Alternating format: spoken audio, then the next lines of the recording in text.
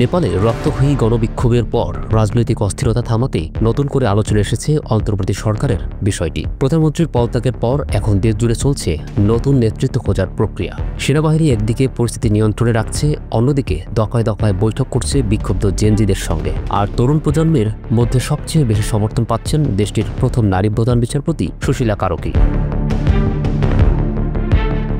গত মঙ্গলবার তীব্র বিক্ষোভের মুখে পদত্যাগ করেন প্রধানমন্ত্রী কেপি শর্মা ওলি। এরপর থেকেই সেনাবাহিনী রাজধানী কাঠমান্ডু থেকে শুরু করে গুরুত্বপূর্ণ শহরগুলোতে মোতায়েন হয়। প্রশাসনিক নিয়ন্ত্রণ নেওয়ার পাশাপাশি তারা তরুণ আন্দোলনকারীদের সঙ্গেও সংলাপ শুরু করেছে। সেনা মুখপাত্র রাজা রাম বাসনের জানান, অন্তর্বর্তী সরকারের নেতৃত্ব নিয়ে আলোচনা চলছে। একই সঙ্গে পরিস্থিতি স্বাভাবিক রাখার চেষ্টা অব্যাহত রয়েছে। বিক্ষোভকারীদের প্রতিনিধি ওজাস্বী রাজ থাপা জানিয়েছেন, প্রেসিডেন্ট ও সেনাপ্রধানের কাছে তারা সুশীলা কারকির নাম প্রস্তাব করেছেন। তরুণ প্রজন্ম মনে করছে, দেশের প্রথম নারী প্রধান বিচারপতি হিসেবে তার অভিজ্ঞতা ও সাহসিকতা নেপালের সংকটময় সভায় নেতৃত্ব দিতে সহায়ক হতে পারে। বিক্ষোভকারীরা একই সঙ্গে পার্লামেন্ট ভেঙে দেওয়ারও দাবি তুলেছে, তবে সংবিধান বাতিল নয়, বরং সংশোধন করাই তাদের লক্ষ্য। ৭৩ বছর বয়সী সুশীলা কারকি ২০১৬ সালে নেপালের প্রথম নারী প্রধান বিচারপতি হিসেবে দায়িত্ব নিয়েছিলেন। দুর্নীতি ও রাজনৈতিক প্রভাবমুক্ত বিচার ব্যবস্থার পক্ষে তার কঠোর অবস্থানের জন্য তিনি আলোচিত ছিলেন। অবসরে থাকলেও এবার অন্তর্বর্তী সরকার প্রধান হিসেবে দায়িত্ব নেওয়ার প্রস্তাবে তিনি নীতিগতভাবে রাজি হয়েছেন বলে স্থানীয় গণমাধ্যম জানিয়েছে। প্রেসিডেন্ট রামচন্দ্র পাওদেল ও সেনাপ্রধান অশোক রাজ সিকদেলের সঙ্গেও তিনি ইতিমধ্যে বৈঠক করেছেন। তবে বিক্ষোভকারীদের সবাই সুশীলা কারকিকে সমর্থন করছেন না। একাংশের দাবি, অবসরপ্রাপ্ত বিচারপতিদের নতুন দায়িত্ব দেওয়ার ক্ষেত্রে আইনি জটিলতা আছে। বয়সের কারণেও তার নেতৃত্ব নিয়ে প্রশ্ন তুলেছে অনেকে। বিকল্প হিসাবে কুলমান গিসিং এর নামও উঠে এসেছে। তিনি বিদ্যুৎ বোর্ডের সাবেক প্রধান ছিলেন এবং নেপালের দীর্ঘ বিদ্যুৎ সংকট সমাধানে ব্যাপক জনপ্রিয়তা অর্জন করেছিলেন। এছাড়া কাঠমান্ডুর সাবেক মেয়র ও তরুণ নেতা বালেন্দ্র শাহর নামও আলোচনায় ছিল, যদিও তিনি ফেসবুকে স্পষ্ট করে দিয়েছেন সুশীলা কারকির প্রতি তার পূর্ণ সমর্থন রয়েছে। এই অস্থির পরিস্থিতির মধ্যে প্রেসিডেন্ট রামচন্দ্র পাওদেল বৃহস্পতিবার এক বিবৃতিতে জনগণকে আশ্বস্ত করেছেন। তিনি বলেছেন, সাংবিধানিক কাঠামোর মধ্যেই গণতন্ত্র রক্ষা ও শান্তি ফিরিয়ে আনার চেষ্টা চলছে। দ্রুত সমাধান আসবে বলেও তিনি আশা প্রকাশ করেছেন।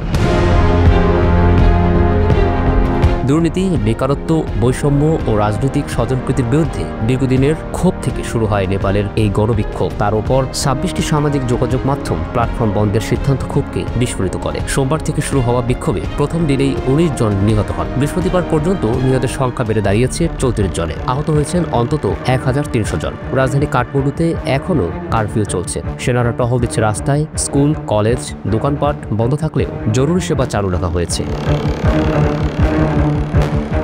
রাজনৈতিক বিশ্লেষকরা বলছেন, তরুণ প্রজন্মের এই বিক্ষোভ শুধু ক্ষমতা পালাবদল নয়, বরং এটি একটি কাঠামোগত পরিবর্তনের দাবি। তাই অন্তর্বর্তী সরকারের নেতৃত্ব কার হাতে যাবে সেটি নির্ধারণ করবে নেপালের ভবিষ্যৎ গণতন্ত্রের রূপরেখা। সুশীলা কারকি বা কুলমান গিসিং যেই নেতৃত্ব দিন না কেন, জনগণের আস্থা অর্জনই হবে এখন সবচেয়ে বড় চ্যালেঞ্জ।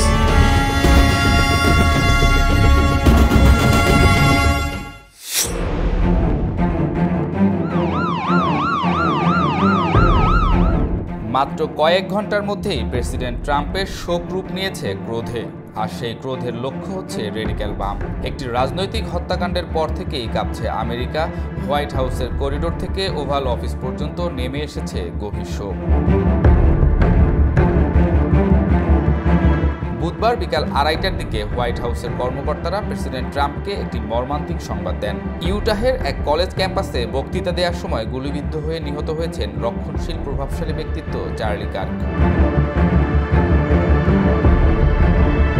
বুধবার সন্ধ্যায় ট্রাম্পের শোক রূপান্তরিত হয় তীব্র ক্রোধে। ওভাল অফিস থেকে দেয়া ভিডিও বার্তায় তিনি একে আমেরিকার অন্ধকার মুহূর্ত বলে অভিহিত করেন এবং মিডিয়া ও রেডিক্যাল বাম শক্তিকে দায়ী করেন।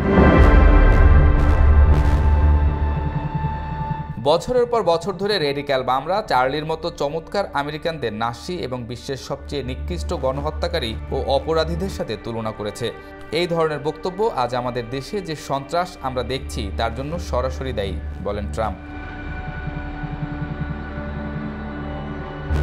তিনি আরও ঘোষণা করেন যে তার প্রশাসন এই নৃশংসতা ও অন্যান্য রাজনৈতিক সহিংসতায় অবদান রাখা প্রতিটি ব্যক্তি এবং সংগঠনকে খুঁজে বের করবে যারা এর অর্থায়ন ও সমর্থন করে। ইতোমধ্যেই ট্রাম্প রবিবার পর্যন্ত কার্কের সম্মানের সমস্ত পতাকা অর্ধনমিত রাখার ঘোষণাপত্র স্বাক্ষর করেন। সন্ধ্যা 5:30টার দিকে কালো পোশাক পরা একজন কর্মী উত্তর লনের বিশাল পতাকা নামিয়ে আনেন। কয়েক মিনিট পরে হোয়াইট হাউসের ছাদের পতাকাও একইভাবে নামানো হয়। তবে সমালোচকরা উল্লেখ করেছেন যে গত জুনে মিনেসোটা রাজ্যের ডেমোক্র্যাট প্রতিনিধি মেলিসা হোয়ার্টম্যান এবং তার স্বামী নিহত হলে ট্রাম্প এমন সম্মান প্রদর্শন করেননি। কার্কের হত্যাকাণ্ড আমেরিকার রাজনৈতিক সহিংসতার ক্রমবর্ধমান ধারার সাথে যুক্ত হয়েছে। 2024 সালে ট্রাম্প নিজে দুটি হত্যা প্রচেষ্টার শিকার হয়েছিলেন, যার মধ্যে বাটলার পেনসিলভানিয়ার সমাবেশে একটি প্রায় সফল আক্রমণও ছিল। বিশেষজ্ঞরা সতর্ক করছেন যে এই ঘটনা আরও সহিংসতার জন্ম দিতে পারে। মেরিল্যান্ড বিশ্ববিদ্যালয়ের গবেষক জেনসেন বলছেন, আমরা খুবই বিপজ্জনক পরিস্থিতিতে আছি যা সহজেই ব্যাপক নাগরিক অস্থিরতায় রূপান্তরিত হতে পারে। এই ঘটনা আমেরিকার রাজনৈতিক পরিবেশে নতুন উত্তেজনা সৃষ্টি করেছে। বিশেষজ্ঞরা আশঙ্কা প্রকাশ করছেন যে এই হত্যাকাণ্ড প্রতিশোধমূলক সহিংসতার এক দুষ্ট চক্রের জন্ম দিতে পারে। কার্কের মৃত্যু শুধু একটি ব্যক্তিগত ট্র্যাজেডি নয়, বরং আমেরিকার গণতান্ত্রিক মূল্যবোধের উপর একটি আক্রমণ। আগামী দিনগুলো দেখাবে যে আমেরিকা এই সহিংসতার চক্র থেকে বেরিয়ে আসতে পারবে কিনা, নাকি আরও গভীর রাজনৈতিক বিভাজনের দিকে এগিয়ে যাবে।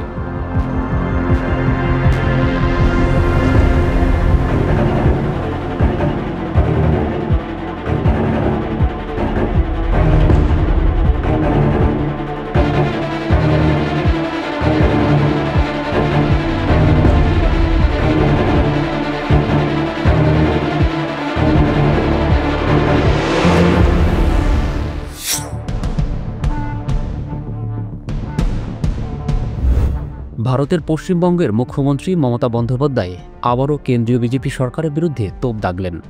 জলপাইগুড়িতে এক জনসভায় তিনি বাংলাকে অর্থনৈতিকভাবে বঞ্চিত করার এবং বাংলাভাষী শ্রমিকদের ভিন্ন রাজ্যে অপমান করার অভিযোগ করেন।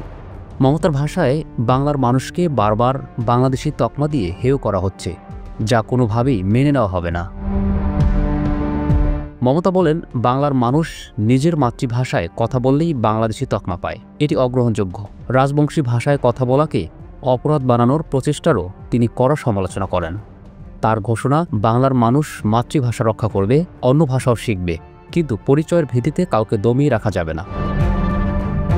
আসাম থেকে আলিপুরদুয়ার, কোচবিহার, জলপাইগুড়ি ও শিলিগুড়িতে এনআরসির নোটিশের প্রসঙ্গ টেনে মুখ্যমন্ত্রী জানায়, আদিবাসী মেয়েরাও রেহাই পাচ্ছেন না। তিনি স্পষ্ট করে বলেন, বাংলার মানুষকে দমিয়ে রাখা যাবে না, বাংলা তার নিজের শক্তিতেই এগোবে।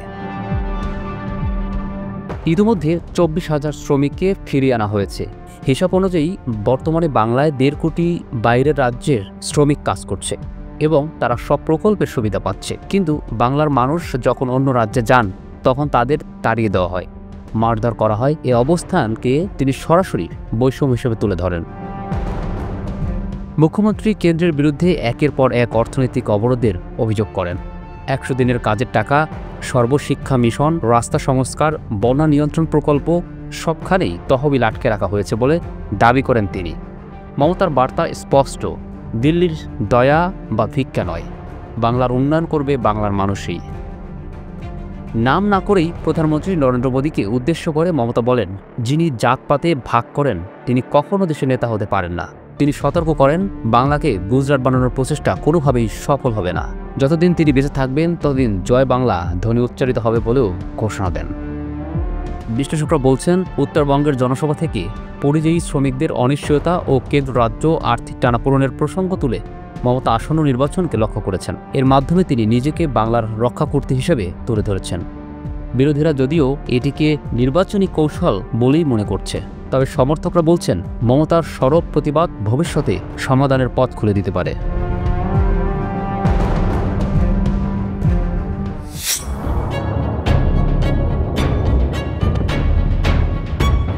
যুক্তরাষ্ট্রের 50% শুল্কের কারণে ভারতের কার্পেট শিল্প আজ বিপন্ন।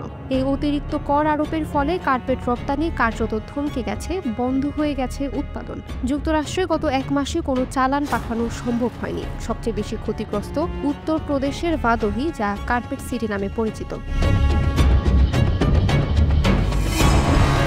এই সংকটে সবচেয়ে বেশি ক্ষতিগ্রস্ত হয়েছেন ভাদোহীর অভিজ্ঞ রপ্তানিকারকরা, যারা বহু দশক ধরে যুক্তরাষ্ট্রে কার্পেট পাঠিয়ে আসছেন। প্রতি বছর কোটি কোটি রুপির কার্পেট রপ্তানি করা এসব ব্যবসায়ী এখন কার্যত দিশেহারা। তাদের ভাষায় ব্যবসা সম্পূর্ণভাবে আমেরিকান বাজারের উপর নির্ভরশীল। তবে শুল্ক আরোপের পর থেকে উৎপাদন পুরোপুরি বন্ধ হয়ে গেছে। গত 1 মাসে যুক্তরাষ্ট্রে একটিও চালান পাঠানো যায়নি। 50 বছরের ব্যবসায়িক জীবনে এমন দুর্দশা আগে কখনো দেখেননি, এমনটাই বলছেন অনেকেই। তাদের আশঙ্কা, দ্রুত সমাধান না হলে ভারতের কার্পেট শিল্প ধীরে ধীরে ধ্বংসের দিকে এগোবে। ডোনাল্ড ট্রাম্প প্রথমে 7 আগস্ট ভারতের পণ্যের উপর 25% শুল্ক আরোপ করেন। এরপর 27 আগস্ট আরও 25% বাড়িয়ে মোট 50% উন্নীত করেন। তিনি অভিযোগ করেন, ভারত রাশিয়ার কাছ থেকে তেল কিনে ইউক্রেন যুদ্ধকে পরোক্ষ সমর্থন দিচ্ছে। এসব কারণেই এই শাস্তিমূলক কর। ভারতের কার্পেট শিল্প মূলত রপ্তানি নির্ভর। হ্যান্ডলুম, হস্তশিল্প, গার্ড দেওয়া, পার্সিয়ান সহ নানা ধরনের কার্পেটের যুক্তরাষ্ট্রে ব্যাপক চাহিদা রয়েছে, বিশেষ করে ঘরবাড়ি ও অফিসে ব্যবহারের জন্য। কার্পেট এক্সপোর্ট প্রমোশন কাউন্সিলের তথ্য অনুযায়ী ভারতের এই শিল্পের বার্ষিক লেনদেন প্রায় 160 বিলিয়ন রুপি। এতে প্রায় 25 লাখ মানুষের কর্মসংস্থান হয়, যাদের অধিকাংশই গ্রাম অঞ্চলের তাঁতি। ভাদোহী হলো এই শিল্পের কেন্দ্রবিন্দু। দেশের মোট রপ্তানির 80% বেশি এখান থেকে আসে। প্রায় 1200 রপ্তানিকারক ও উৎপাদক এখানে রয়েছেন, যাদের মাধ্যমে প্রায় 14 লাখ মানুষ জীবিকা নির্বাহ করে। তাদের মধ্যে 5 থেকে 6% নারী রয়েছেন। আমাদের সব কিছুই এখন বন্ধ হয়ে গেছে, বললেন সিইপিসি এর পরিচালক পীযূষ বারনওয়াল। কার্পেট শিল্প পুরোপুরি রপ্তানি নির্ভর। আমাদের ব্যবসার 60% যুক্তরাষ্ট্রের রপ্তানি নির্ভর। ভারতের বাজারে এর তেমন চাহিদা নেই। এত বেশি শুল্ক দেওয়ার পর লাভ তো দূরের কথা, ব্যবসা টিকিয়ে রাখাই অসম্ভব। বারনওয়াল আরও জানান, এপ্রিলে ট্রাম্প ভারতের ওপর বাড়তি শুল্ক আরোপের ঘোষণা দেন। তখনও আশা ছিল ভারত যুক্তরাষ্ট্র আলোচনার মাধ্যমে একটা সমাধানে পৌঁছাবে। এখন এই শিল্প কার্যত লাইফ সাপোর্টে আছে। পাইকারি বাজারে যেখানে লাভের পরিমাণ মাত্র 8 থেকে 10%, সেখানে 50% শুল্ক দিয়ে ব্যবসা চালানো অসম্ভব। এই শিল্প বাইরে থেকে ছোট মনে হলেও বাস্তবে লাখ লাখ মানুষের জীবিকা এর সঙ্গে জড়িত। এটি মূলত কুটির শিল্প ভিত্তিক, যেখানে রপ্তানিকারকেরা গ্রামীণ তাঁতিদের কাছ থেকে অর্ডার অনুযায়ী কাজ করিয়ে থাকেন। তাঁতিরা সাধারণত বাড়িতে বসেই হাতে তৈরি কার্পেট বুনে থাকেন এবং দৈনিক মজুরির ভিত্তিতে পারিশ্রমিক পান। ট্রাম্পের শুল্ক খড়গের আঘাতে অর্ডার কমতে শুরু করেছে, আর তার ফলে তাঁতিদের গণহারে ছাঁটাই করা শুরু হয়েছে, যার ফলে তাঁতিদের মাঝে বেকারত্বের হার প্রচন্ড রকম বেড়ে যাচ্ছে। এজন্য কর্মসংস্থান হারিয়ে অনেকেই জীবিকার খোঁজে অন্য রাজ্যে চলে যাচ্ছেন।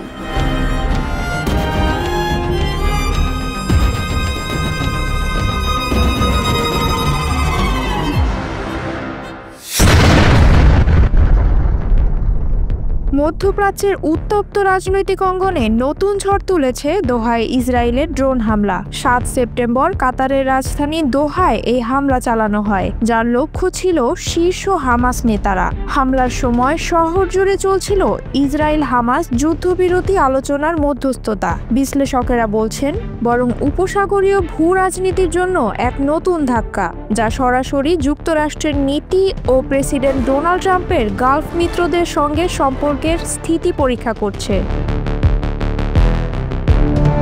কাতার দীর্ঘদিন ধরেই ইসরায়েল হামাস আলোচনার প্রধান মধ্যস্থতাকারী এবং যুক্তরাষ্ট্রের ঘনিষ্ঠ সামরিক মিত্র। এখানেই রয়েছে ওয়াশিংটনের সেন্ট্রাল কমান্ডের সবচেয়ে বড় ঘাঁটি। এমন একটি শহরে হামলা মানে ইসরায়েল শুধু হামাস নয়, আলোচনার প্রক্রিয়াকেই চ্যালেঞ্জ করেছে। কূটনৈতিক পর্যবেক্ষকেরা মনে করছেন, হামলার স্থান ও সময় ইঙ্গিত দিচ্ছে যে তেল আভিভ শান্তি নয়, একতরফা নিয়ন্ত্রণ চাইছে।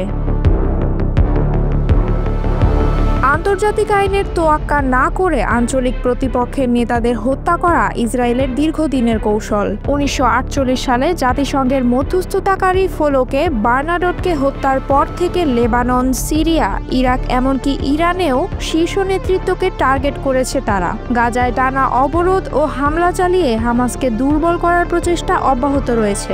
দোহায় ড্রোন হামলা সেই ধারাবাহিকতারই সর্বশেষ রূপ, যা শান্তি প্রক্রিয়াকে ব্যাহত করার আরেকটি উদাহরণ হিসেবে দেখা হচ্ছে। হামলার পরপরই কাতার, উপসাগরীয় সহযোগিতা পরিষদ জিসিসি এবং আরব লীগ তীব্র নিন্দা জানিয়েছে। বিশ্বজুড়ে নিন্দা এসেছে ইরান, জাতিসংঘ ও ইউরোপের দেশগুলো থেকেও। এমনকি পোপও উদ্বেগ প্রকাশ করেছেন। তবে ইসরায়েল অতীতের মতোই আন্তর্জাতিক সমালোচনাকে উপেক্ষা করছে। বিশ্লেষকেরা বলছেন, এবার পার্থক্য তৈরি করতে পারে জিসিসির পরবর্তী পদক্ষেপ। যদি তারা যুক্তরাষ্ট্রের উপর আস্থাহীন হয়ে ওঠে, তবে আঞ্চলিক নিরাপত্তা ও প্রতিরক্ষা নীতিতে নতুন জোটের সম্ভাবনা উড়িয়ে দেওয়া যায় না। হামলার সময় যুক্তরাষ্ট্র জানত কিনা বা পরোক্ষভাবে সহযোগিতা করেছে কিনা, এই প্রশ্ন এখন আলোচনার কেন্দ্রবিন্দু। সমালোচকেরা বলছেন, দোহায় আলোচনার নাম করে হামাস নেতৃত্বকে এক জায়গায় জড়ো করা হয়েছিল, যা তাদের সহজ টার্গেটে পরিণত করেছে। এ ঘটনা যুক্তরাষ্ট্র ইসরায়েল গোপন সমন্বয়ের সম্ভাবনা নিয়ে প্রশ্ন তুলছে। এর আগেও ইরানে যৌথ হামলার সময় একই ধরনের অভিযোগ উঠেছিল। Israel acted wholly independently, and we take full responsibility for this action. President Donald Trump হামলার পর নরম ভাষায় সমালোচনা করলেও ইসরায়েলের সামরিক লক্ষ্যকে সমর্থন করেছেন। তবু মার্কিন অভ্যন্তরীণ রাজনীতিতে যদি ইসরায়েলের এই আগ্রাসন রিপাবলিকানদের জন্য বোঝা হয়ে দাঁড়ায়, তবে হোয়াইট হাউস নতুন কৌশল নিতে পারে। ট্রাম্পের ওপরই রয়েছে একমাত্র ক্ষমতা ইসরায়েলকে যুদ্ধবিরতিতে বাধ্য করার, যেমন তিনি দায়িত্ব নেওয়ার পর গাজায় প্রথম যুদ্ধবিরতি চুক্তি করাতে সক্ষম হয়েছিলেন।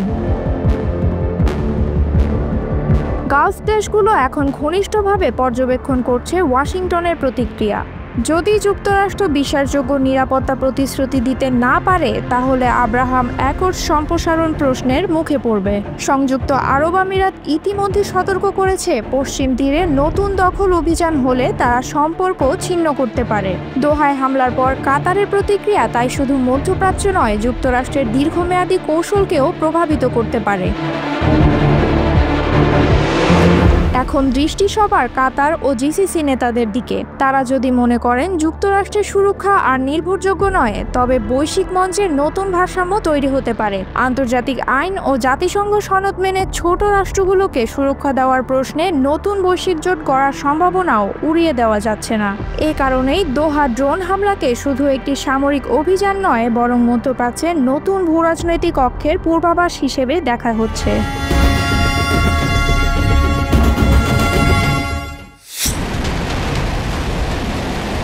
প্রেসিডেন্ট কিম বিশ্বের চলমান রাজনৈতিক টানাপোড়েনের উত্তেজনায় নতুন মাত্রা যোগ করেছেন। তিনি উত্তর কোরিয়ার কৌশলগত পারমাণবিক শক্তি সম্প্রসারণে একটি নতুন শক্তিশালী রকেট ইঞ্জিনের পরীক্ষার তত্ত্বাবধান করেছেন, যা তিনি দেশের উল্লেখযোগ্য পরিবর্তন হিসেবে আখ্যায়িত করেছেন। এই পরীক্ষাটি ছিল নতুন সলিড ফুয়েল রকেট ইঞ্জিনের নবম এবং চূড়ান্ত স্থল পরীক্ষা। কার্বন ফাইবার উপাদান দিয়ে নির্মিত এই ইঞ্জিনটি 1971 কিলোনিউটন শক্তি উৎপাদন করতে সক্ষম, যা পূর্বের মডেলগুলোর তুলনায় অনেক বেশি শক্তিশালী। এই প্রযুক্তি আগামীর হোয়াসং 20 ICBM সিস্টেমে ব্যবহৃত হবে। সলিড ফুয়েল প্রযুক্তি লিকুইড ফুয়েলের তুলনায় অধিক কার্যকর, কারণ এটি দ্রুত লঞ্চের জন্য প্রস্তুত করা যায় এবং সহজে পরিবহন ও লুকিয়ে রাখা সম্ভব। বিশেষজ্ঞরা মনে করেন এই পরীক্ষার সমাপ্তি নির্দেশ করে যে উত্তর কোরিয়া শীঘ্রই তাদের নতুন ICBM এর পূর্ণাঙ্গ পরীক্ষা পরিচালনা করতে পারে। এই রকেট পরীক্ষার ঠিক এক সপ্তাহ আগে কিম জং উন বেইজিংয়ে চীনা প্রেসিডেন্ট শি জিনপিং এর সাথে সাক্ষাৎ করেছিলেন, যা ছিল 6 বছরে তার প্রথম চীন সফর। এই সফরকালে শি জিনপিং এবং রাশিয়ার প্রেসিডেন্ট ভ্লাদিমির পুতিনের সাথে মিলে তিনি চীনের বিশাল সামরিক প্যারেডে অংশগ্রহণ করেছিলেন। উত্তর কোরিয়ার ৭৭তম প্রতিষ্ঠাবার্ষিকী উপলক্ষে শি জিনপিং কিম জং উনকে অভিনন্দন বার্তা পাঠিয়েছেন, যেখানে তিনি কৌশলগত যোগাযোগ বৃদ্ধি এবং দ্বিপক্ষীয় সহযোগিতা জোরদার করার প্রতিশ্রুতি দিয়েছেন। এই ক্ষেপণাস্ত্র উন্নয়ন পিংইয়ংয়ের দীর্ঘমেয়াদী কৌশলের অংশ, যার মূল লক্ষ্য হল মার্কিন যুক্তরাষ্ট্রের মূল ভূখণ্ডে হুমকি সৃষ্টিকারী অস্ত্রভান্ডার তৈরি করা। কিম জং উন বহু ওয়ারহেড সিস্টেম উন্নয়নের নির্দেশনা দিয়েছেন, যা ক্ষেপণাস্ত্র প্রতিরক্ষা ব্যবস্থাকে অকার্যকর করতে সক্ষম হবে।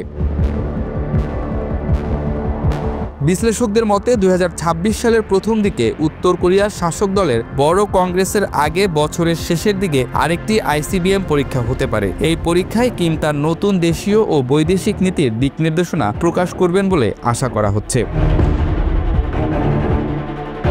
রাশিয়া, চীন, উত্তর কোরিয়ার এই ত্রিপক্ষীয় মৈত্রী আঞ্চলিক নিরাপত্তার ভারসাম্য পরিবর্তন করছে এবং পশ্চিমা শক্তিগুলোর জন্য নতুন চ্যালেঞ্জ সৃষ্টি করেছে।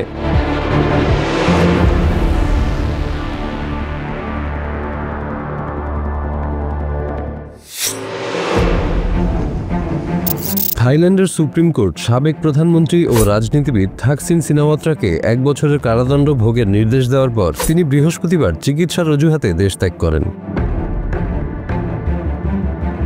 76 বছর বয়সী থাকসিন 2001 থেকে 2006 সাল পর্যন্ত থাইল্যান্ডের প্রধানমন্ত্রী ছিলেন। তিনি থাই রাজনীতির এক অত্যন্ত প্রভাবশালী ও বিতর্কিত চরিত্র। 2006 সালে এক সামরিক অভ্যুত্থানে তাকে ক্ষমতাচ্যুত করা হয়। এরপর তিনি স্বেচ্ছা নির্বাসনে চলে যান এবং প্রায় 15 বছর বিদেশে অবস্থান করেন। 2023 সালে দেশে ফিরে তিনি স্বার্থের দ্বন্দ্ব, ক্ষমতার অপব্যবহার ও দুর্নীতির অভিযোগে 8 বছরের কারাদণ্ডে দণ্ডিত হন। তবে বাস্তবে থাকসিন কারাগারে একটি রাতও কাটাননি। দণ্ডপ্রাপ্ত হওয়ার পর তিনি শারীরিক অসুস্থতার কথা তুলে ধরেন, যার মধ্যে ছিল বুক ধরফরানি, উচ্চ রক্তচাপ ও অক্সিজেন স্বল্পতা। তার শারীরিক অবস্থা বিবেচনা করে তাকে কারাগারে না রেখে ব্যাংককের পুলিশ জেনারেল হাসপাতালে একটি বিলাসবহুল কক্ষে চিকিৎসাধীন রাখা হয়। পরবর্তীতে থাইল্যান্ডের রাজা মোহা ভাজিরালঙ্কো তার সাজা কমিয়ে 1 বছর করেন। এরপর 2024 সালের ফেব্রুয়ারিতে তিনি প্যারোলে মুক্তি পান। কিন্তু সুপ্রিম কোর্ট গত মঙ্গলবার জানায় তার দীর্ঘমেয়াদী হাসপাতাল অবস্থান ছিল বেআইনি এবং সেই সময়টাকে কারাদণ্ড হিসেবে গণ্য করা হবে না। আদালতের নির্দেশে থাকসিনকে ব্যাংকক রিমান্ড কারাগারে দণ্ডভোগ করতে হবে। রয়টার্সের এক ভিডিওতে দেখা যায় একটি গাড়িবহর থাকসিনকে কারাগারে নিয়ে যাচ্ছে। তাকে দেওয়া বিশেষ চিকিৎসা সুবিধা নিয়ে বহু প্রশ্ন উঠেছে। অনেক বিশ্লেষক মনে করেন রাজার অনুগত রক্ষণশীল রাজনৈতিক গোষ্ঠীর সঙ্গে গোপন সমঝোতার মাধ্যমে থাকসিন দেশে ফেরার সুযোগ পান। এই সমঝোতার মধ্যে দিয়ে তার সাজা কমানো ও চিকিৎসার নামে জেল এড়ানোর সুযোগ মেলে। তিনি দেশে ফেরেন সেই একই দিনে যেদিন তার পরিবারের রাজনৈতিক দল পেওথাই সরকার গঠন করে। তবে থাকসিন এমন কোনো সমঝোতার দাবি অস্বীকার করেছেন। সুপ্রিম কোর্ট তার রায়ে জানায় থাকসিনের হাসপাতাল অবস্থান তার দণ্ডভোগ হিসেবে ধরা যাবে না, কারণ তার শারীরিক অবস্থা বহির্বিভাগে চিকিৎসার মাধ্যমে নিয়ন্ত্রণে রাখা যেত। রয়টার্স জানায় জুন মাসে মেডিকেল কাউন্সিল 2 চিকিৎসককে সাময়িকভাবে বরখাস্ত করে, যারা থাকসিনকে হাসপাতালে রাখার জন্য ভুয়া মেডিকেল রিপোর্ট দিয়েছিলেন। কারাগারের একজন চিকিৎসককেও অবহেলার জন্য সতর্ক করা হয়। আদালতের বাইরে সাংবাদিকদের সাথে কথা বলেন থাকসিনের কন্যা ও সাবেক প্রধানমন্ত্রী পেতংতার্ক সিনাওয়াত্রা। তিনি বলেন, আমার বাবা এবং আমাদের পরিবারের সবাই মানসিকভাবে শক্ত আছি। এটি ছিল সিনাওয়াত্রা পরিবারের বিরুদ্ধে 3টি বড় মামলার মধ্যে শেষ মামলার রায়। এই পরিবার গত 2 দশক ধরে থাইল্যান্ডের রাজনীতিতে গুরুত্বপূর্ণ ভূমিকা পালন করে আসছে। এই রায় দেশটির রাজনৈতিক অঙ্গনে বড় ধরনের আলোড়ন সৃষ্টি করেছে। রায় ঘোষণার সময় থাকসিন আদালতে উপস্থিত ছিলেন, কিন্তু বৃহস্পতিবার তিনি ব্যক্তিগত জেটে করে দুবাই চলে যান, যেখানে নির্বাসনের সময় তিনি দীর্ঘদিন ছিলেন। যদিও বলা হয়েছে তিনি স্বাস্থ্য পরীক্ষার জন্য গেছেন, কিন্তু অনেকেই ধারণা করছেন তিনি দেশ ত্যাগ করেছেন।